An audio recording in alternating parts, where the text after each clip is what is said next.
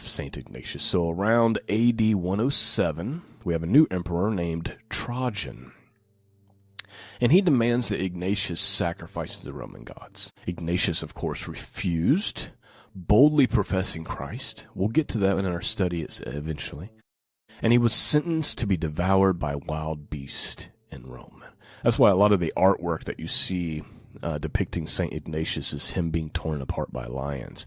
And you think, well, that's kind of gruesome artwork. Well, it's St. Ignatius willfully went, was excited to be martyred for Christ.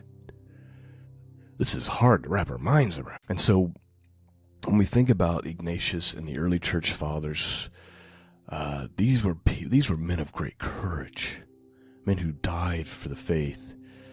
Most leaders early on died for the faith. Shoot, the first 8 popes in Roman Catholicism died as martyrs.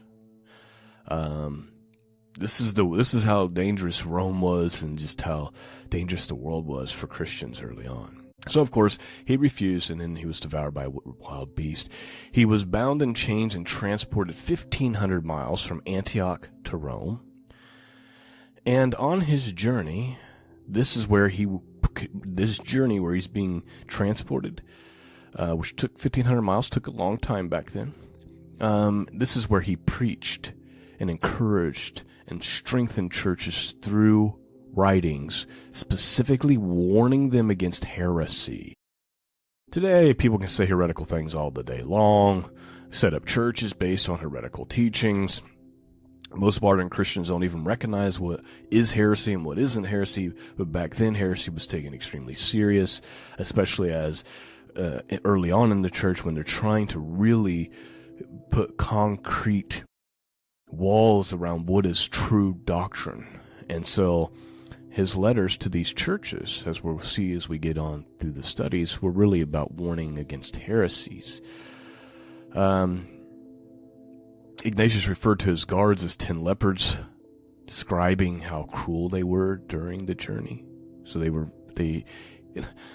I try to imagine this.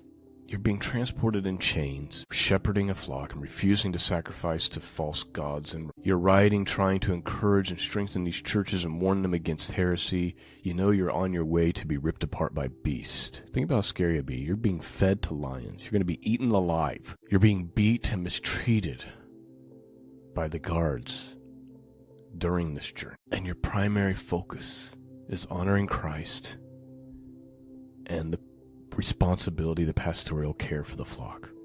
Ignatius deserves respect and honor. Try to just put yourself in those shoes for a minute.